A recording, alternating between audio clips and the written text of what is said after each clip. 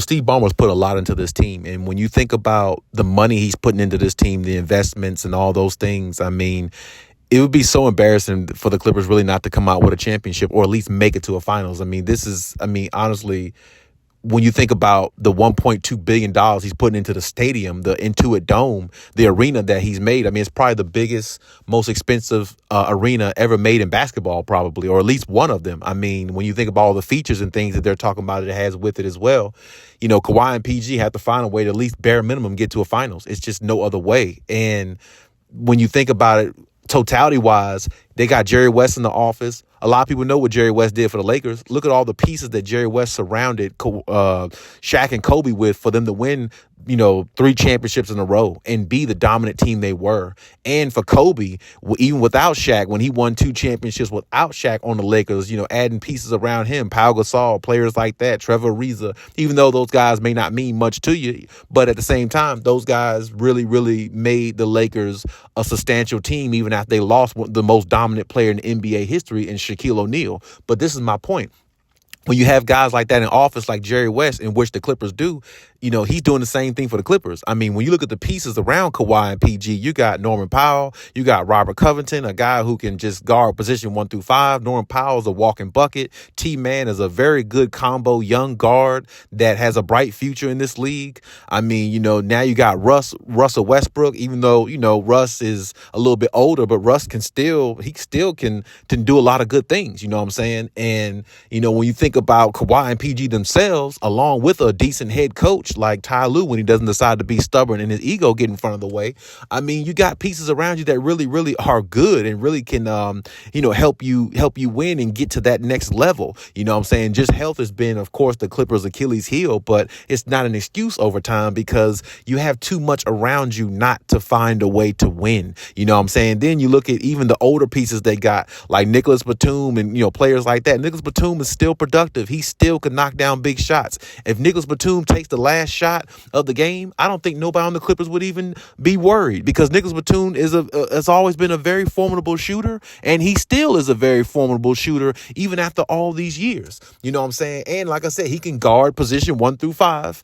Also still, So it's like, and he's a good locker room guy. This is what I'm saying. When you think about all the pieces they got and what's in front of them, they have everything they need. They got a good backup center now and Mason Plumlee who can catch a rebound and run the floor on a fast break and find somebody with a dime pass. How many teams got a backup center who can play like that? How many teams got a backup center who plays just as good as their center in Zubac? And Zubac can be physical at times. He's got good feathery touch around the rim. He can put the ball in the basket, and he's a decent free throw shooter to be a big man. So is Mason Plumlee. So when you think about all the pieces they got, they may not be the biggest household names outside of PG and Kawhi and Russ, but they got a lot of pieces around them that really, really can, affect the opposing team in a negative way where they can't keep up. Because like I said, Norman Powell can come off the bench and drop 30, 25, 30 anytime he want to. If you give Norman Powell the green light, trust me, he will not be shy about it. He will come out there and drop 25 on your head and it won't be no issue. And if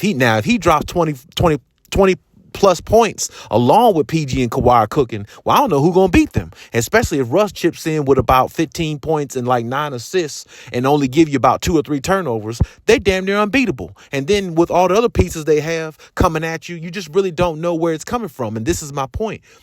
Steve Ballmer's put a lot into this team. And, honestly, I'm pretty sure most Clippers fans would be like, this is so embarrassing for us to get, all these good pieces, good talent, good everything, all that, and find a way not to win. Because like I said, health is an issue. Don't get me wrong. It's a big issue. But at the same time, it's you got to find a way to win. You got to find a way to do it. There's no other way to look at it. You can call it what you want, say what you want, but injuries, they come, they happen. They're a part of the game. But at the same time, winning's a part of the game too.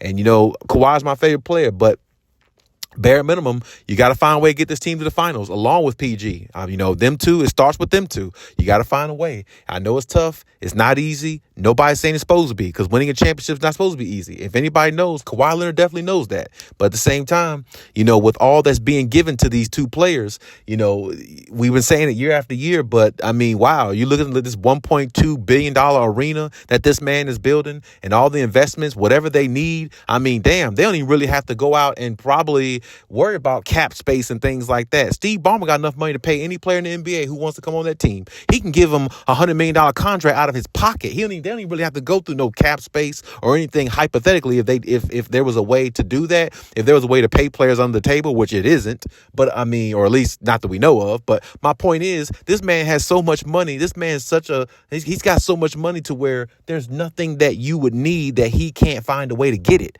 So my point is, when you have that type of assets at your disposal, along with a Jerry West, who's been a great recruiter for really the Clippers and the Lakers, when you think about the pieces that he's helped bring in and the recruitment that he's done, there's no reason why they shouldn't win a championship. There's no reason why they shouldn't even be in the NBA Finals, bare minimum. And I mean, now that you hear about the possibility of James Harden, coming to the team or things like that, and trade possibilities there. I mean, good gracious, if you add somebody like that, to the team. I'm not saying James Harden's even worth a damn. I'm just saying that his name itself, he still has a little bit left in his game. If he lose a little bit of weight and play a little bit more sound in his game and more or less happy where he is. I mean, you can get a dominant player or maybe a somewhat dominant player in him if he's happy. But I mean, personally, I think he's more trouble than what he's worth. So I think the Clippers need to let that go or let it be. But my point is, I mean, the team is pretty much really stacked the way they already are. Now, if they go out and hypothetically get somebody like Malcolm Brogdon or another backup point guard or something like that, I mean, damn, they'd even be more stacked than what they are. So you got to find a way to win a championship. You can say what you want. You can slice it how you want. But if a championship doesn't come out of this with all the money that's been put into this team, this probably might be the most embarrassing, buildup of a team that we've ever seen, because it's like, wow, like, I mean, not everybody has all that at their disposal. You see what I'm saying? And that's why I say you got to try to find a way to win. But here's my take on everything. Leave any comments and we'll talk about it.